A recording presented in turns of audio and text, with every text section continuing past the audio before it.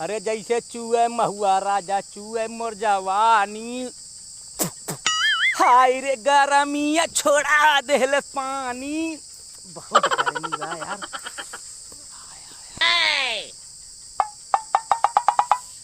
गर्मी कब ना रहा यार। 46 डिग्री बा। का हो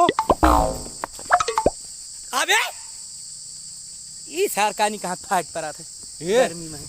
हाँ यार कहूँ ये सहा है ना हाँ कि दिन के दिन हमार बुराई करता है। हैं? यकीन बंदा है ओका पकड़े का है यार।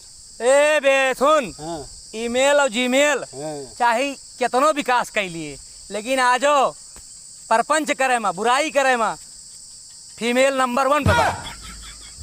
जा पकड़ कोनो लेडीज हो सारी लड़की और का तोहार बुराई और के कह सकत। जा जा जल्दी।